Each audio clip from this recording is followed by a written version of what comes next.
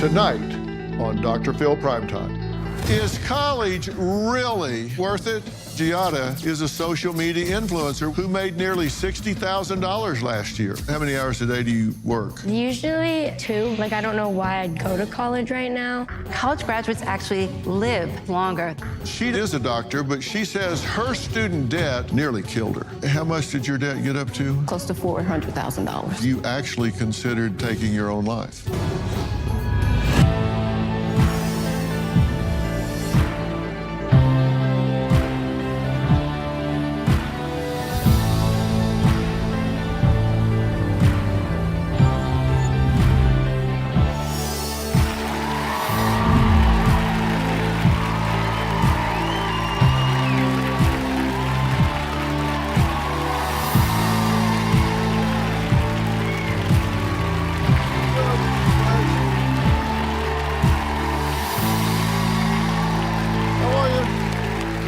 Thank you very much. Thank you very much. Well, tonight we are diving into the heart of a deeply contentious debate. Is college really, and I mean really, worth it? The fact is, tuition and all related costs are completely out of control, with out-of-state students at public colleges paying $46,730, and those attending four-year private colleges paying $60,420 a year. And those are just average costs. But even if you can afford it or do manage to get the loans you need to attend, the question is, what are you getting for your money? Now, for the past century, the general attitude has been college or bust. And when I say bust, I mean no job opportunities, no prosperity, and no American dream. But there are so many other options. The most popular now is becoming an online content generator. Did you know a staggering 57% of Gen Z, that's 25 and under, say they are eyeing a career as a social media influencer? That's right, nearly 6 in 10 young Americans believe that their future could lie in likes, shares, and viral fame. And here's the kicker. A 2023 Wall Street Journal survey revealed that 56% of Americans now question the value of a four-year degree altogether, citing skyrocketing cost and the looming possibility of student loans. So I'll ask you, if given a choice to go to college, to amass debt, and then possibly not be able to get a job in your field, or don't go to college, risk it and become a social media content generator, which would you choose? Now, Mindy is having just that dilemma. Her 16-year-old daughter, Giada, is a social media influencer with over 420,000 followers who made nearly $60,000 last year just through social media deals. Now, Mindy says she doesn't know if she should allow Giada to continue down the path of full-time influencer or push her to go to college. So she at least has a plan B. Take a look. When Giada was 11 years old, she won a cheerleading competition, which led to a modeling contract. I was over the moon. I loved it. Soon after I started modeling, I started my first social media account. Before long, she had 50,000 followers. It was wild. About 3 years ago, I got my first manager. She found me on some social media app, and then 2 months later, we started filming YouTube videos. On TikTok, I have 138,000 followers. On Instagram, I have 143,000 followers. YouTube, I have 9,000 followers. That's a pretty good list. Last year, my daughter made over $50,000 while going to school. Last month, I officially graduated from high school with honors. She really wanted to get done with her schooling so that she could really focus on social media. Now you add a layer of icing on the top. Now that Giada graduated from high school, she doesn't feel like she needs college, and that significantly worries us going forward. If she is gonna go to college, she should start now so that she retains everything. I don't really know if I need to go to school again because I already have learned the stuff I need for this job. Here's the set. It comes with the lashes, remover, bond glue, and tweezers. On one side, she can continue to grow her business, not go to college. On the flip side, social media isn't forever. Hey everyone, I personally don't think I should go to college right now. Let me know in the comments what you guys think. Well, Mindy, Gianna, thank you guys for being here. Thank you for having us. So you're really debating what you should encourage, right? Yeah, that's correct. And do you have doubts? I have doubts in going to college, yeah, because I'm not good with socializing because of social media. I haven't gone to school in like forever.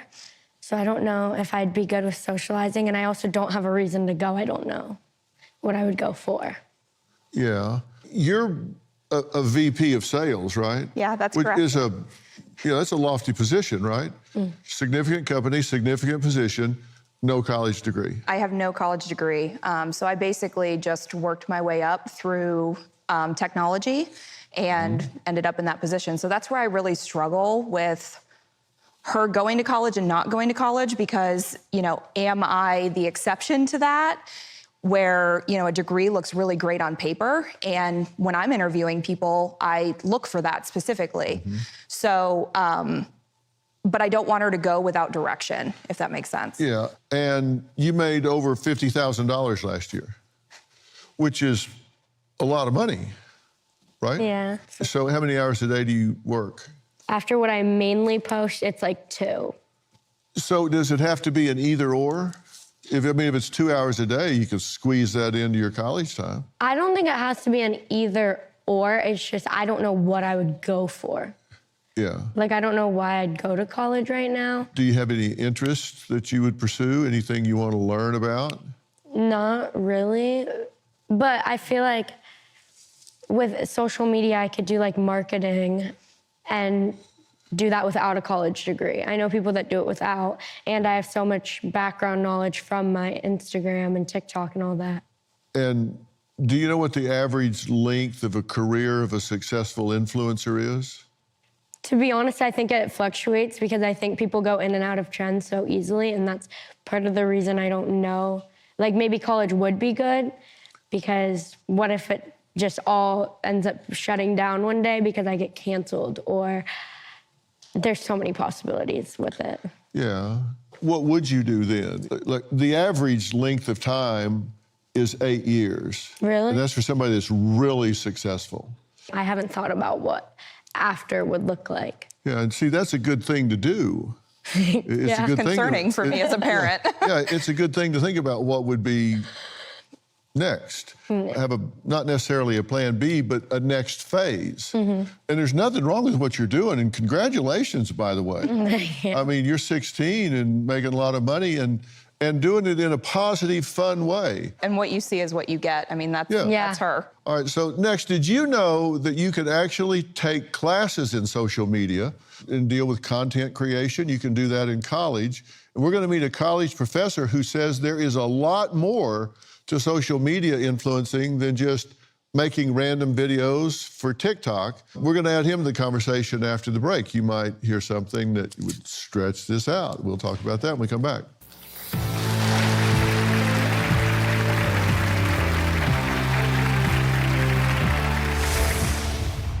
Do a lot of these people live just kind of virtual lives? Being a creator is it's a surprisingly lonely job. How many really good friends do you have?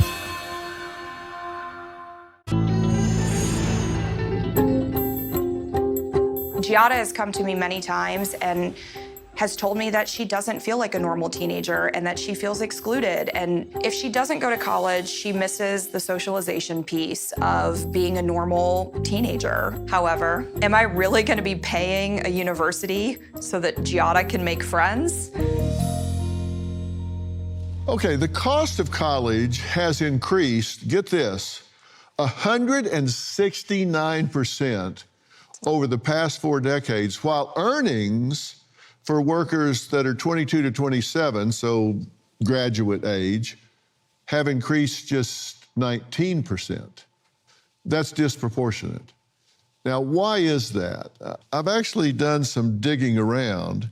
Yale University, for example, they have 3 times more administrators than they do undergraduates. And in 2019, they added 1,500 administrators and 600 undergraduates. Harvard, they have 1,352 administrators for every 1,000 students. And their explanation was it's mostly focused on DEI. And they got to pay all of those people, of course. So it's getting expensive, but I'm not sure it's imparting any more wisdom. They just got a big overhead. Now I'm here with Giada and Mindy talking about whether college makes sense or whether it doesn't. And joining us virtually is Professor Aaron Dennen, PhD from Duke University. Now, believe it or not, Professor Dennen teaches not 1, but 3 classes focused on social media content creation. I'll bet these are popular courses, Professor, true? They are, and I think that's in part of the current zeitgeist that people are interested in social media marketing and personal brand building. Yeah, and you've got to move with the times, and this is where a lot of marketing takes place. It's where a lot of commerce takes place. What are people mostly interested in? What do the students want to do? So a lot of what we're focused on in my social marketing classes is understanding kind of the process and the background and the history of social media. I mean, it's easy to talk about social media and think it's this kind of new revolutionary world-changing thing, but the reality is, building an audience for yourself, being what we're calling an influencer now. I mean, that's been going on for thousands of years, right? If you hopped in a time machine back to, let's say, the 1850s, and you talk to someone like a Walt Whitman, right? The famous poet from the day. If you asked him what he was trying to do, he wouldn't tell you, I'm trying to be a famous literary figure. Being a poet was like being a TikToker of the day. Emerson, Thoreau, Melville. I mean, these were some of the most popular names in the world at the time. And so what we have to understand is the technologies have shifted. And maybe now people are on Instagram or TikTok, but in a much bigger context, we've always had these people creating media that's entertained the world. Yeah, and there are pros and cons to this. And on the pro side, I suppose, it doesn't take any particular training. You don't have to have a PhD or whatever. The apps are free, the content is free, it's a flexible schedule. On the con side, it's really oversaturated. Constant trend changes, and there's a lot of influencer fraud, and it may take a long time to monetize this. You've got students that have anywhere from 2,000 to 2 million followers, right? And so really a lot of the work I'm doing and thinking about with my creators, especially as they get up into that 2 million range, is right, how do you go from being a person just doing it by yourself to someone who's got a team around you? Do a lot of these people live just kind of virtual lives? Being a creator is actually, it's a surprisingly lonely job. People see it and they see on TikTok or Instagram and you got millions of views on something. They must assume it's some glamorous life. And the reality is, that they don't see that you did 20 takes to get that thing, or that 15-second TikTok wound up actually taking you 5 hours. And so what happens is you have this very lonely existence. And so one of, I think, the best ways to grow yourself as a creator is actually to surround yourself with other creators, because the average person isn't going to really understand you and what you're doing and what you're trying to accomplish. They're going to kind of make fun of you, maybe I can't believe that's how you're acting, or holding a camera out, or like, that's not really you. And what they don't understand is that being a creator is about creating a character that you're putting online. And that's, again, a very lonely existence. So what I encourage, whether it's going to college with a great creator program or not going to college, is finding a community of creators to surround yourself with who understand what you're trying to do and understand that this is a kind of an entrepreneurial enterprise that again can be very lonely if you don't have a great community around you. Do you get out in the world much? I travel a lot. Like, I see the world, I guess you could say. But as for like friends and making them, it's really hard, because in the influencer community, a lot of them are fake or using each other, and there's not really real connections. You're not bonding with people. You're making a video and then leaving. And it's very hard to make those real connections when you are in it, because they're worried about their content and what they're trying to get and then leaving, and because they have more to do. Or whatever. But then when you try and make friends with normal people who aren't doing it, they see it as weird or not, like you're putting this persona up. Like he said, you're not yourself, but it's not about being yourself. It's about being what people want you to be. And I try and be as myself as I possibly can, but there's always gonna be that little part of me that's not myself on the camera. Mm-hmm. How many really good friends do you have? Like probably 5, but I hang out with my boyfriend a lot. That's helped me because before him, I didn't really leave my house because there's a lot of like stressors when you do it because people can make fun of you or harass you in public because you do what you do, as in social media. All right, we got to take a break. Next, college educated and working for close to minimum wage. Well, it's happening more than you might think. In fact, it happened to my next guest, Morgan, after she spent 4 years getting her degree. We're going to meet her after the break.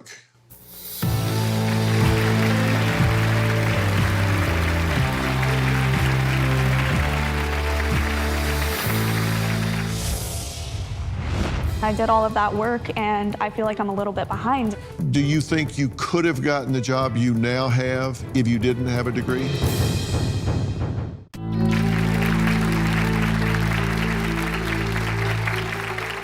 With 56% of Americans saying a 4-year college degree just is not worth it anymore, we've got to ask ourselves, why is that?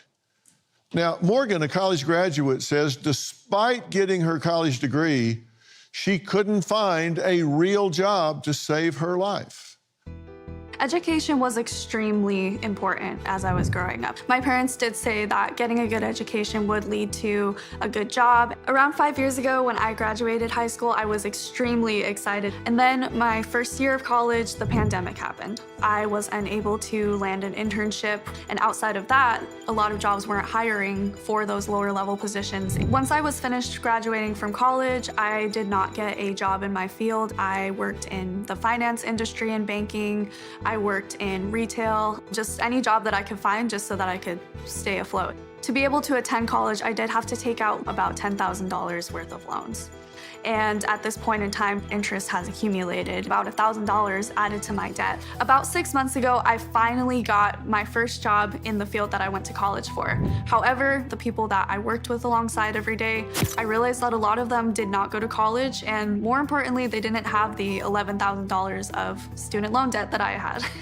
It's extremely frustrating. I don't think college was worth it, unfortunately, because the world has just changed to where a college degree isn't worth as much as it used to be anymore.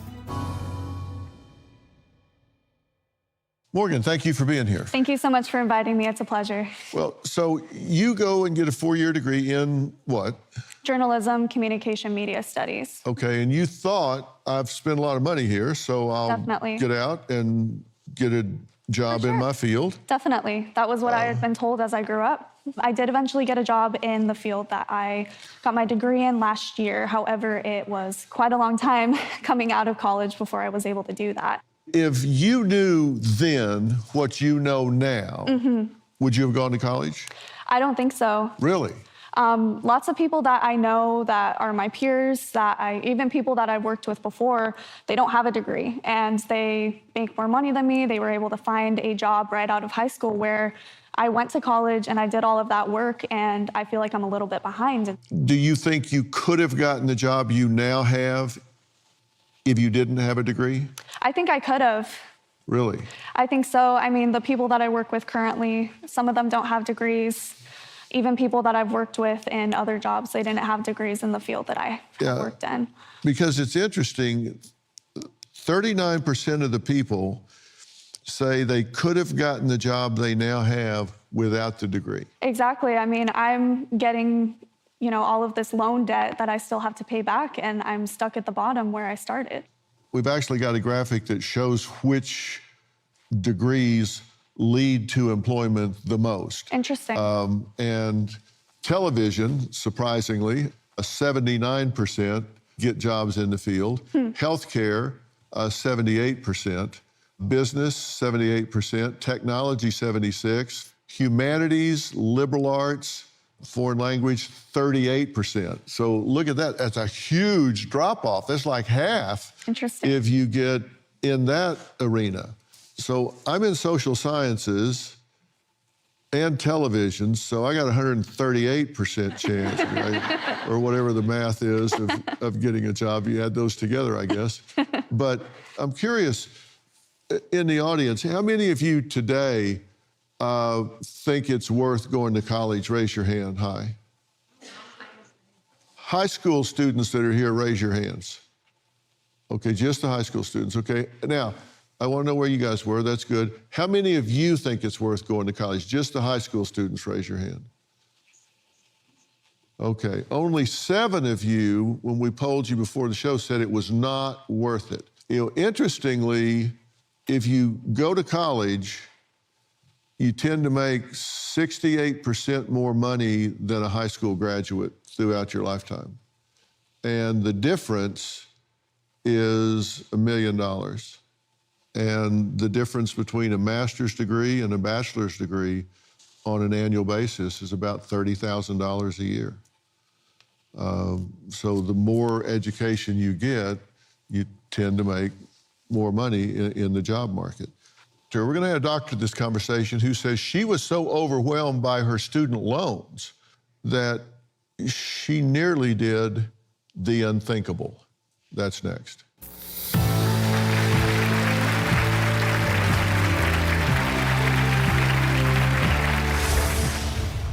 All the harassing phone calls started. They were like, pay us back now, do this now.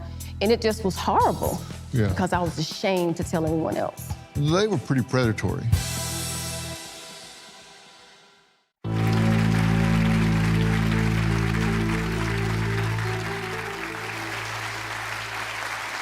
If there's one thing I think we can agree on tonight, if you want to be a doctor or a lawyer, you have to go to college. Well, my next guest is a doctor, but she says her student debt nearly killed her. I was around 11 years old when I decided to become a doctor.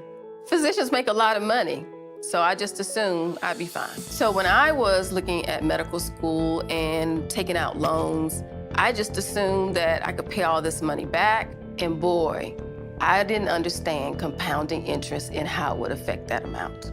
Easily over $100,000 of interest was added to my debt. I didn't even make $100,000 for 5 years after I finished medical school.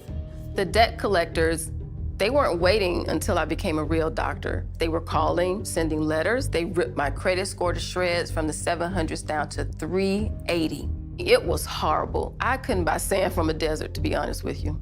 The nail in the coffin, when I was trying to get a job, the medical school wouldn't release my transcript because of my debt.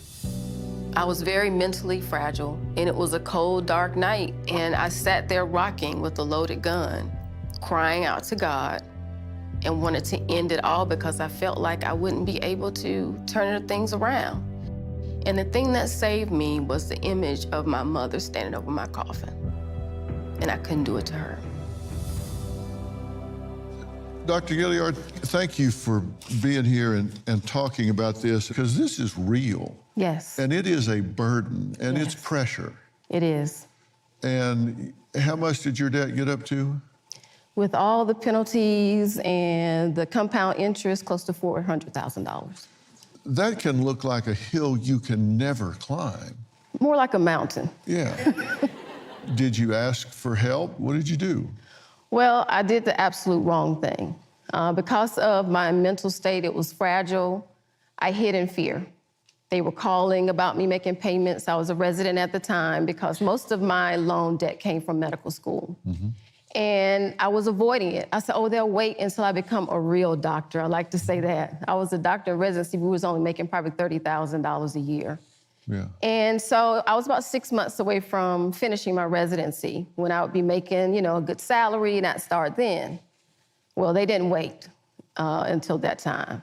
And, hindsight's 20/20, playing Monday morning quarterback. If I could go back, I would have answered the phone. I would have tried to set up a plan. But in fear, I just hid away thinking, oh, they'll wait because I can't really afford to pay them right now. Mm-hmm. And so what did they do? Oh, they snatched all of my edges off. They ruined my credit.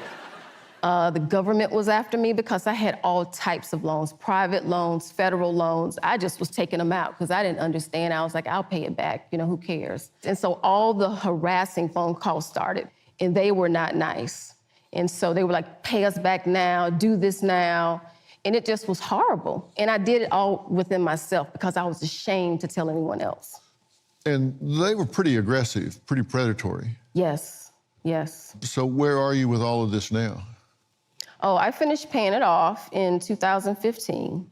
Once I decided to come out of my own personal shell and hiding, I realized that I needed a team to help me on that journey. And so I got a financial advisor. I had someone to help me rebuild my credit. So I had all these things in place, and I made a lot of sacrifices. I lived below my means. I couldn't keep up with the Joneses. I had to make a really big mental mindset change as how I looked at, I had to do what was right for Tawana and not what people expected of me. And so I did that, and I just grinded out. Even with setbacks, I just kept pushing until I paid it off. And with that off of you, obviously you feel a whole lot different, but it got to the point where you actually considered taking your own life. I did. That was in residency. That was when all of it came to a head. I was mentally fragile on surgery rotation, where you go in when it's dark, you get home when it's dark and it's snowing outside. I was in Pennsylvania. And I just contemplated ending it all because all the dreams I had of setting up my mother and doing all this stuff for her, I was like, how can I do this with all of this debt? And I almost did that. You said if you could have done anything differently, you would have taken a gap year.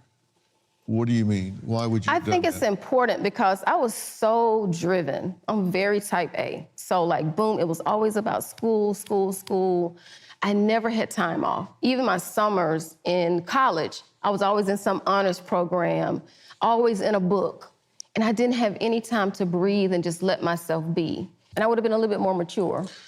What would you say today to all these people out there now that are carrying this burden of student loans? It's just about really owning where you are, giving yourself grace, and come up with a plan. Realize you don't have to suffer in silence because so many people have lost their lives behind this. You don't have to suffer in silence. Do what you can until you can do better. It doesn't seem fair that the education, they keep charging more and more for it. People are having harder and harder time getting the degrees to pay off. Right. And they keep getting in debt. Nobody's talking to them and explaining to them, look, here's the situation. If you get in a bind, do this, do this, do this. Somebody needs to be educating these kids. Right. I totally agree. And they have to have that understanding of what these loans mean, what it does to them, because it's a setup. When you think about credit card debt and student loan debt, they're both in the trillions in this country. That is horrible. And I think that's important for people to know. And I think it's also important that we don't put these pressures on our kids that, you have to be a doctor, a lawyer, an engineer. Those are top three. It's important that we really start listening to each other, start talking and being honest about our finances, because families are co-signing these loans and, you can get yourself in big trouble with all of this. So it's important to start having these hard conversations early. Yeah, you bet it is. And look, there's so much to the question, should I or shouldn't I go to college? And how do you even begin to make sense of it all? Well, we're going to start figuring it out with someone who knows all about it. We're going to add them to the conversation when we come back.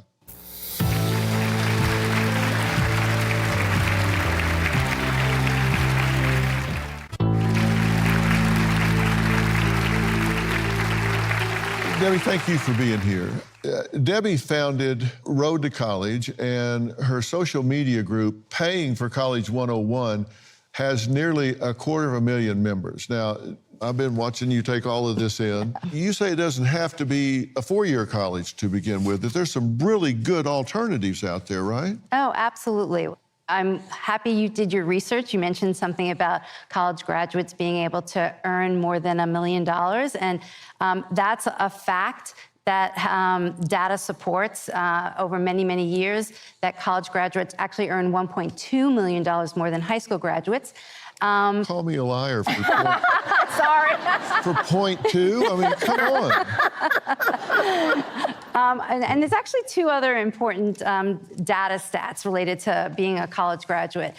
College graduates tend to be employed more often than high school graduates. And why that's important is in times of recession or downturn in the economy, a college graduate can get a job more easily than a high school graduate. They can pivot their skills into new roles, into new industries. And so that just makes college graduates more mobile.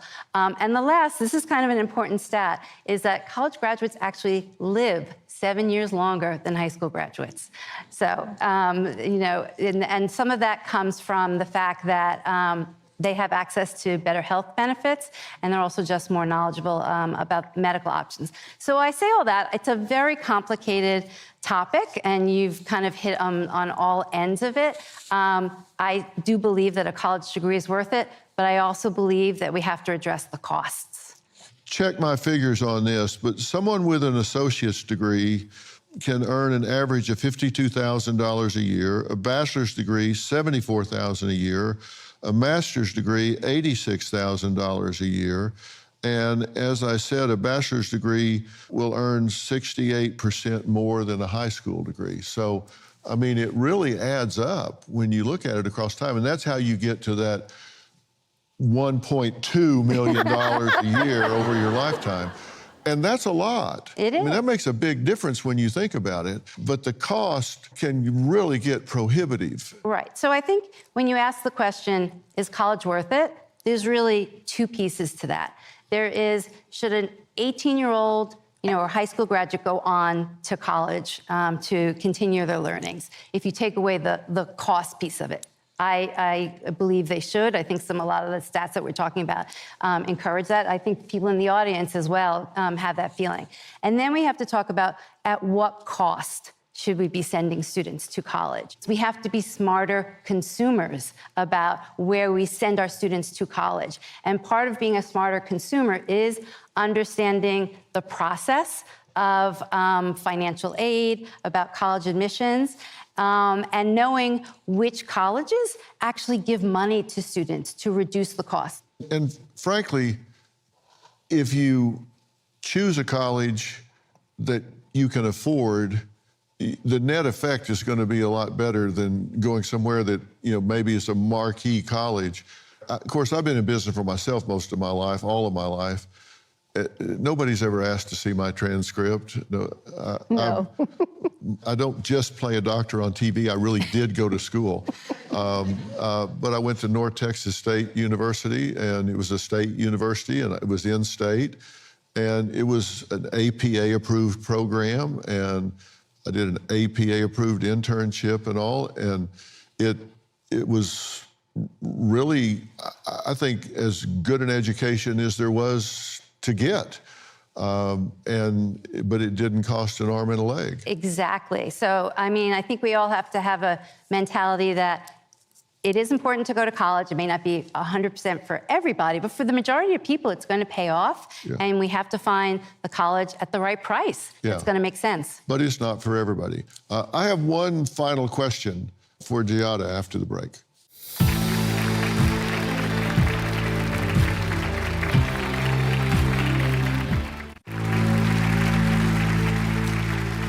Giada, you're 16 and you're doing really well, and there's no question about that. Have you heard anything today that changes your thoughts about whether you might want to consider college or not? Well, I'd like to live 7 more years than everybody else, That'd be nice. But I also think hearing about the gap year was really interesting because obviously I'm not 18 going into this, I'm 16, so it's very different.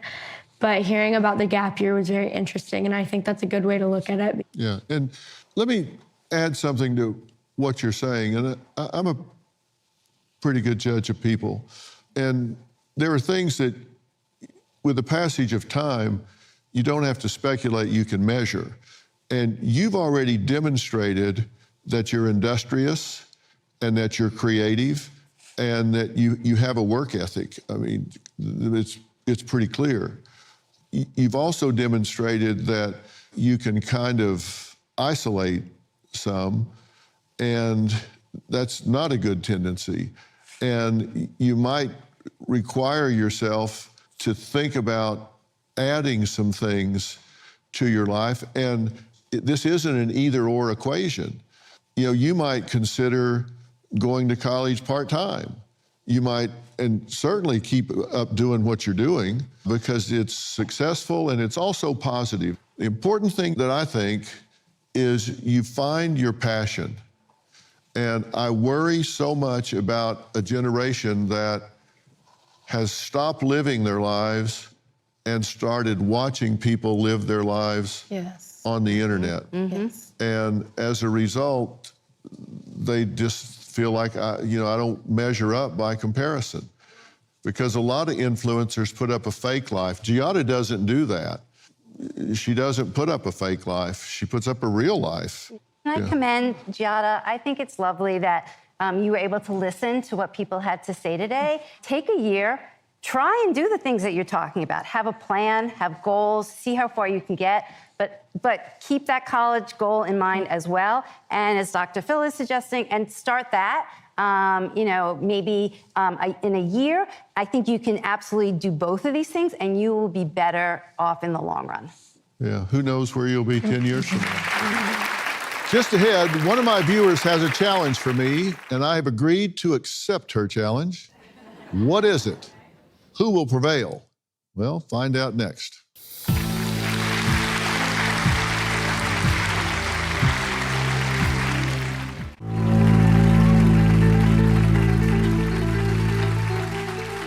Has anyone else noticed a growing popularity in playing app games like Solitaire Grand Harvest? Well, I know I have. You can scan the QR code right on your screen and play along. Games bring people together, encourage friendly competition, and overall, a fun way to work out your brain. Now, Solitaire Grand Harvest is a modern twist on the classic solitaire game we all know and love. And you play it right from your phone. Now, one of my viewers, Adrian, who also loves the game, sent me a video and a challenge. Here's what she had to say. Yes! Reached another level, Dr. Phil. Adrian here from Houston.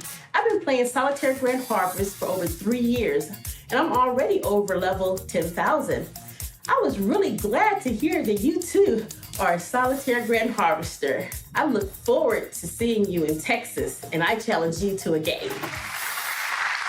All right, so welcome, Adrian. Did you say that you're past level 10,000? Yes. How long have you been playing this game? Well, Dr. If you Phil, say a week, I'm throwing you out of that chair. No, Dr. Phil, I've been playing Solitaire Grand Harvest for over 3 years now. So what made you start playing it to begin with? I always say that Solitaire Grand Harvest is like spicy solitaire. It has flair. The levels can be challenging, and so that keeps my mind sharp. Playing the game is very therapeutic for me. Playing app games like Solitaire Grand Harvest can be very therapeutic for people. They are great for helping us de-stress after a long day. These games, they are a lot of fun. Should we give it a shot? Sure. All right, so we're going to count into this, okay? Now, give me a head start. Okay, you're on level 10,000, and I'm on it's double digits. All right, you got your phone? I got my tablet. All right, let me hit my button, then you hit yours. Okay? Go ahead. Look. Okay. All right, here we go.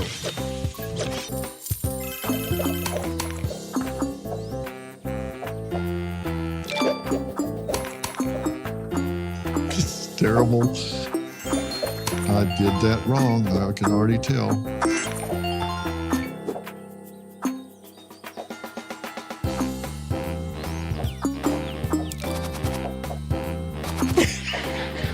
What?